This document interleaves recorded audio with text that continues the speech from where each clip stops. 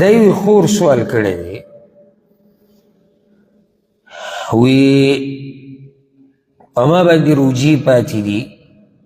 کومو زنانو ته خاص عذر د هغې د لاسه تېر شوي رمضان روجي ماته پاتې دي او اوس ماته له اوسې پورې مې نیولي نه دي خو زړه ته مې دا سوچ راځي که چېرته زه په دې حال مړه شم نو زه به ګناهګار یم او که نه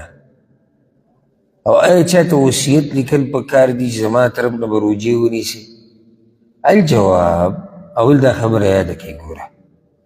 کوم ځای کې چې شریعت ګنجایش ورکړی چې روجه پرېږده او بیا به یې قضا راوړي نو دا داسې قضا نه ده چې شریعت تا ته وایي چې بس په هغه ټیم به یې بیا راوړي نه تا ته وایي قضا راوړه څنګه لکه اوس قرآن کې الله وایي فمن کان منکم مریضا او علی سفر په تاسو کې چې څوک بیماري یا په سفري صحیح شو فعدة من ایام اخر دی دې قضا راوړي په باقي ورځو کې کوم ورځو کې چې کله ورته موقع میلاو شوه داسې په کې ونه دي چې څنګه د سفر نه راغی بس قضا به راوړي الله وخت ښولی خو شمار پوره کول دي که نه نو چې رب العزت خبره کولاو پرېښودې ده او عامه یې کړې ده معنی دا چې دا قضا راوړه په تادۍ سره نه دي دې کې انسان لیټ کیدی شي بل دلیل پې دا دی عائشه رضی الله عنها وی صحیح بخاري صحیح مسلم کې حدیث دی وی کان یکون علی الصوم من رمضان په ما باندې به د رمضان د میاشتې روجې پاتې وي فما استطیع ان اقضي الا فی شعبان هغه روجې و بیا ما کله راوګرځولې شعبان کې یعنی څو میاشتې بعد 11 میاشتې بعد 11 میاشتې بعد ولې الشغل من رسول الله صلی الله علیه وسلم ځکه زه به د رسول صلی الله علیه وسلم مصروف وم د هغه په خدمت کې وم نو موقع به ماته نه جوړېده لیټ به شوي لیټ به شوي لیټ به شو په دې کې به شعبان را په بیا به په شعبان کې ولېږي دلیل دی په دې باندې چې د دې دا کار څه دی روا دی او که دا ناروا وي بیا به رسول صلی الله علیه وسلم منع کړی وي چې ګوره څنګه رمضان تیر شي نو ته ډایرکټ دا روجو قضا را وګرځوه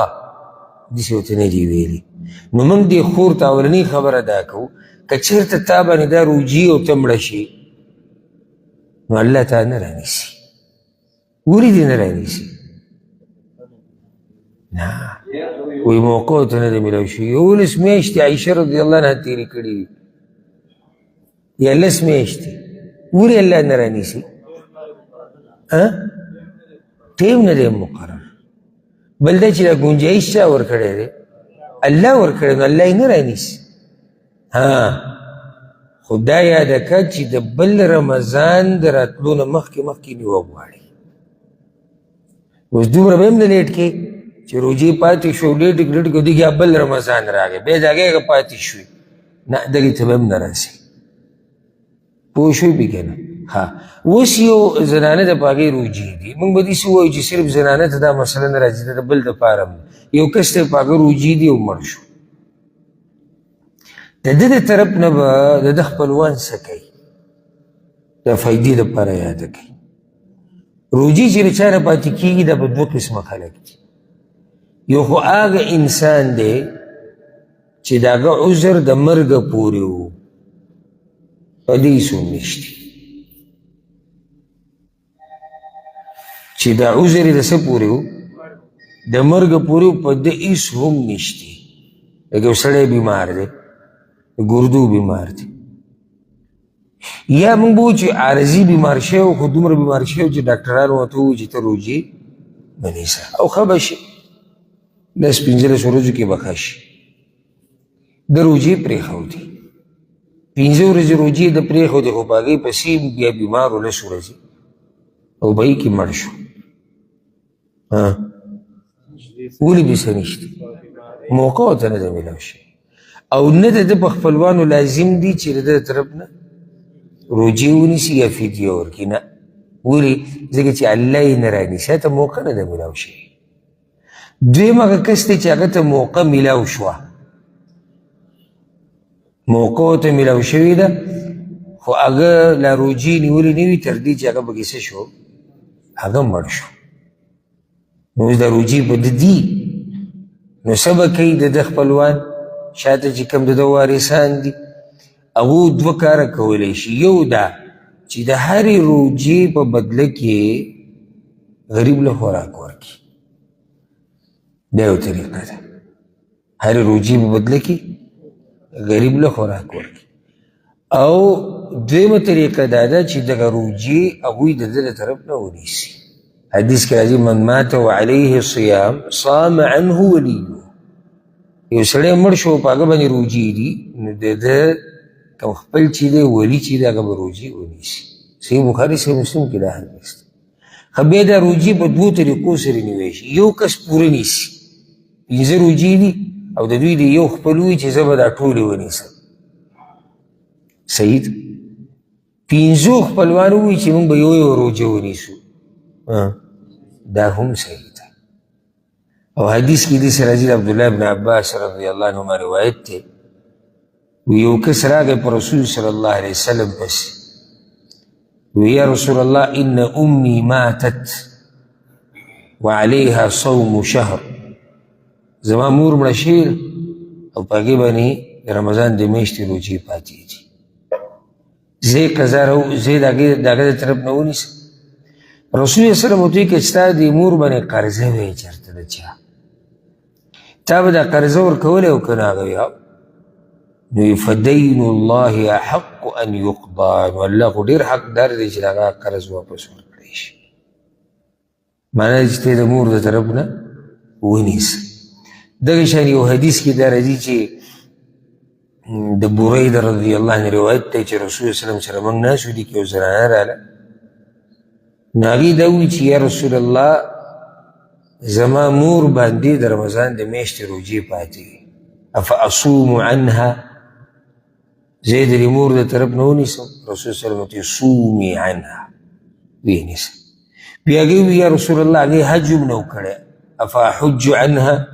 د هغې د طرف نه حج وکړم رسول صلی الله علیه وسلم حجي عنها د هغې د طرف نه حج وکړه پوه به شوئ که نه نو خلاصه دا شوه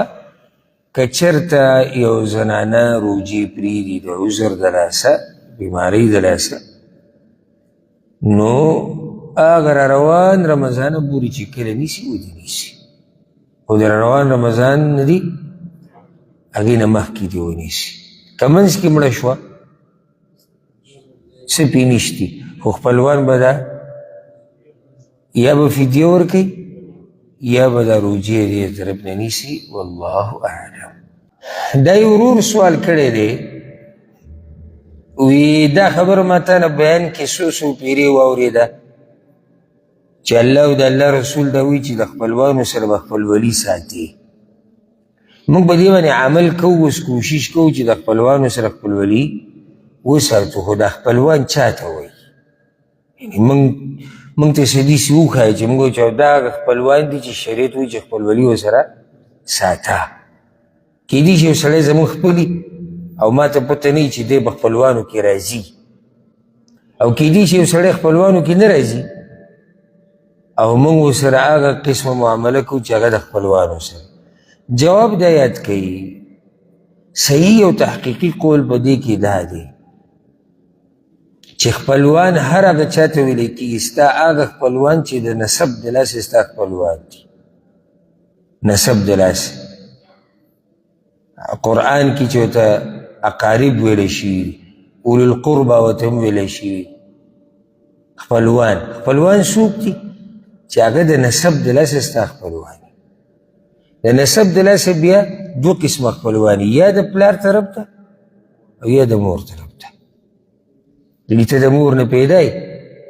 اصل ستا هغه تعلق هغه د پلار طرف ته دی خو دغه ستا مور ده نو د دې مور د لاسه د هغې چې کوم خواوشا کې خلک دي هغه ستا خپلوان شو نو دا خپلوان دي اوس د دې نه اخوا یو دویم خپلولي هغه د نکاح د لاسه وي د نکاح د لاسه خو هغه ډېره لرې نه ځي د فایدې ده که هغه ډېره لرې نه ځي څنګه لرې نه ځي لکه یو سړی دی واده یې وکړو دا ښځه د خپله شوه دا په خپلوانو کې ده که نه ده ده ښه د دې ښځې سره نور څوک د خپلوانو کې راغلي خواښې سخر دا نږدې دي اوښې خینې شوې خو ګوره د دې نه اخوا نه دغه په هغه خپلوانو کې نه راځي چې هغه شریعت وایي چې ته به ورسره لازم خپلولي ساتې یو ګوره یو فرق په دې کې وکړي یو خپلولي پالل دي یو د چا قدر او عزت او احترام کول دي خو به ته د پردي کسونکې په دې ما ګوره دا نه دي ویلي چې بل زغلوه په کار نیوله نه یو طرف ته په موږ لازم دي چې خپلولي به ورسره پالو لازم کې او په خو اخلاقو ساتلو کې د هر چا سره او د میلمه قدر کول او د هغه احترام کول دې کې فرق دی ها اوس د ښځې د تره زوی موږ که هسې دته خپل وایو که نه نو ده هسې هغه عرف کې به ورته خپل وایو نور ګوره دې خپلوانو کې نه راځي دا کوم ځای کې دی د ښځې د تره زوی د ښځې تره د ښځې ماما د ښځې د ماما زوی د ښځې د ماما ښځه لرې خلک دي د دوی سره ته راشه درشه کې ناسته پاسته کې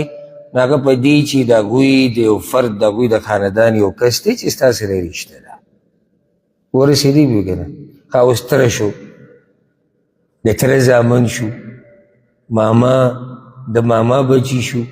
د تره ښځه شوه د ماما ښځه شوه دا په خپلوانو کې راځي دوی سره به خپلولي ساتي بیا د هر یو حق د ټولو حقونه ګوره یو شان نه دي څومره چې تا ته نږدې دی حق ډېر دی او بیا به سي داسې زه په ترتیب باندې لکه د ټولو نه نږدې موږ ته څوک دي مور او پلار اول پلاران دي بیا میاندې دي بیا نیا نیکونه بیا بچي بیا د هغوی بچي او داسې دا په کته چې څومره روان دي دا موږ ته نږدې دي بیا په رونو کې نږدې بیا د رونو اولاد ماماګان تروریانې د هغوی اولاد بیا د ترونه او د هغوی بچي ماماګان او تروریانې او د هغوی بچي په دې ترتیب باندې او که تاسو ته یاد وي هغه یو حدیث کې راځي په صحیح مسلم کې د رسول صلی الله علیه وسلم یو کس راغلی وی یا رسول الله د چا ډېر حق دی په ما باندې چې زه ورسره ښه وکړم رسول صلی الله علیه وسلم امک ستا مور وی بیا وی ستا مور وی بیا وی ستا مور وی بیا وی بیا ستا پلار بیا ورته ثم الاقرب فالاقرب بیا چې څومره تا ته نږدې دی څومره نږدې هغه دومره حق ډېر دی په موږ باندې چې اوس د پلار کوم حق دی داسې حق په موږ باندې ضرور نشته موږ که داسې وایو چې مشر ورور د پلار په شان دی دا موږ دله یو مرتبه ورکوو نور د ده حق په موږ باندې داسې نه دی لکه څنګه چې د پلار دی پوه به شوئ که نه ښه بیا تره موږ ته ډېر نږدې دی که ماما تره موږ ته نږدې دی د تره بچي موږ ته ډېر نږدې دي که تره موږ ته ډېر نږدې او په دې ترتیب سره دا زه د ورور ته یم دا خپلوان دي ښه یو سوال زما زړه ته راځي د ورور نه دی کړی هغه دا چې د خپلولي ساتل څنګه دا هم یو مسله ده زه خپلولي ساتل غواړم د خپلوانو سره د خپلولي ساتل صحیح په دې کې یو ښکلی قول تحقیقي هغه دا دی چې الحمدلله رب العزت موږ ته ګرانه کړې نه ده اوس قرآن او حدیث کې الله دا نه دي ښوولي په تفصیل سره نه مقدار د دې نه نوعیت نه کیفیت چې خپلولي پالل دا دي نه بلکې خبره عامه کړې ده خپلولي پالئ قرآن او حدیث کې داسې دي ولې الله رب العزت دا خبره داسې پرېښودې ده جواب دا دی په دې داسې پرېښودې ده چې تاسو د خپلې معاشرې ته ګورئ معاشره کې چې رشته پالل څه ته ویلی کېږي همدقې باندې عمل کوئ پوه شئ زما په خبره او زه اوس معاشره کې عام معاشره کې تپوس کول رشته پالل دي که نه د بیمار پرسی کول که سخته پې راله د هغه سره ودرېده د هغه خواله تګ هغه راوسته خپل خواته دا ټولې مسلې پکې دننه راځي نو دې ته وایي خپلوانو سره خپلولي ساتل پوه به شوئ که نه پوه والله اعلم